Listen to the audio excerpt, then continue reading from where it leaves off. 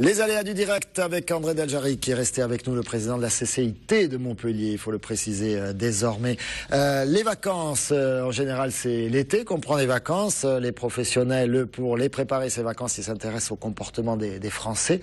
On a rencontré les représentants du groupe Azureva, un groupe qui s'appelait avant Village Vacances PTT, figurez-vous.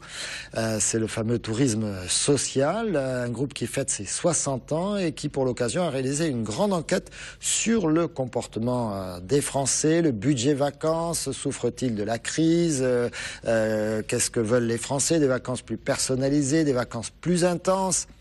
Voilà, c'est un groupe qui a 38 villages de vacances en France, 6 en Languedoc-Roussillon, dont un au Gros-du-Roi. Vous allez écouter Arnaud Combe, c'est le directeur du développement, et les Français qui n'ont pas peur des paradoxes. Écoutez. Il y a vraiment cette tendance de partir moins longtemps, mais plus souvent. Aujourd'hui, on part aussi bien 2 jours que 3 jours qu'une semaine. Il faut que ce soit des vacances intelligentes pendant lesquelles on a découvert de nouvelles activités, qu'elles soient innovantes ou pas, des moments où on a pu se ressourcer en famille, renouer les liens familiaux, des moments où on a effectivement cette culture de la sensation, de l'émotion, pour que quand on revienne, même si ça a été court, ça a été intense. C'est ce qui est assez rigolo dans cette étude, c'est qu'on retrouve parfois des antagonismes comme effectivement je veux me couper de l'ambiance du travail, mais d'un autre côté, il faut que je puisse quand même relever mes mails quand je suis sur le lieu de vacances. André Deljari, vous relevez vos mails sur vos lieux de vacances ? Ah, pas du tout. C'est plutôt portable, mais pas au niveau des mails, mais portable de temps en temps pour avoir un petit peu d'informations. Vous n'arrivez pas à débrancher. C'est fondamental, le tourisme dans l'économie régionale. Complètement. C'est une grande part. Nous ne sommes pas un territoire industriel. Nous sommes plutôt services et tourisme. J'ai rappelé encore ce matin que nous devons partir sur l'onotourisme quand on voit ce qui a été fait en Alsace sur la découverte de la viticulture et le tourisme. Et je rejoins tout à fait ce qui a été dit au niveau du reportage. Et quand on le regarde aussi, il faut que l'on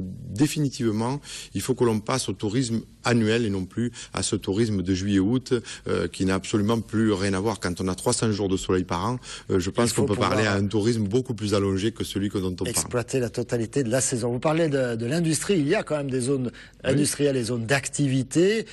Il en est une du côté de Vendargues, la zone du Salaison. Et figurez-vous qu'une partie du réaménagement de cette zone a été confiée à un promoteur, ni moins sur l'agglomération de Montpellier.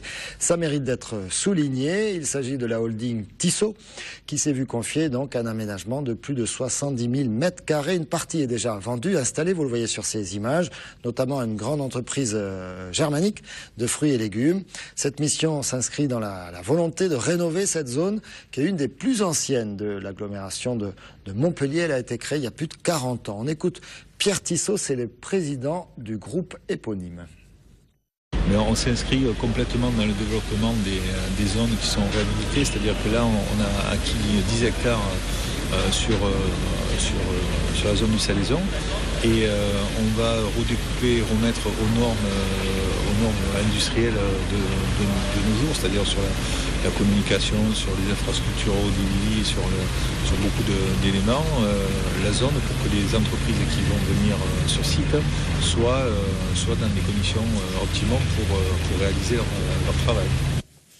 André Deljari, malgré tout ce qu'on entend sur la conjoncture économique générale, il y a encore des entreprises, et pas des moindres, puisqu'il s'agit de plusieurs milliers de mètres carrés à chaque fois, qui viennent s'installer sur l'agglomération. Oui, mais je l'ai dit tout à fait au départ dans la création. On voit bien qu'il y a quand même 2000 à 2500 entreprises qui s'installent tous les ans. Et c'est un fait qui est invariable depuis pratiquement une dizaine d'années. Ça fait 20 000 entreprises sur 10 ans. Donc la dynamique du territoire n'est pas à montrer. Et d'ailleurs, nous aussi, nous organisons au niveau de la Chambre de commerce pour encore mieux vendre le territoire. Le 19 mars, les assises du territoire, où on va faire venir des chefs d'entreprise, des enseignes qui ne sont pas présentes sur le territoire, pour encore montrer cette dynamique et montrer tous les parts d'activité qui sont des parts d'activité de l'agglomération de Montpellier, de la région de Montpellier ou du département avec les écoparcs. Il y a une vraie dynamique que nous devons accompagner, nous, Chambre de commerce, au travers de la totalité des chefs d'entreprise. André Deljari, merci d'avoir été avec nous pour ces aléas du direct. On va clore cette séquence économie.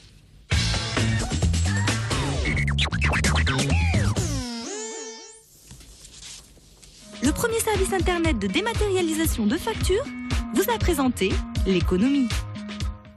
Et on va clore tout court les aléas du direct avec dans un instant la météo, le journal 19h30, la rediff à 20h30. N'oubliez pas le 22 minuit jeudi, enfin c'est tous les soirs, le 22 minuit sur TV Sud. Le jeudi c'est Payad Hebdo et Croco Hebdo. L'avant-match, allez très bonne soirée à tous sur TV Sud.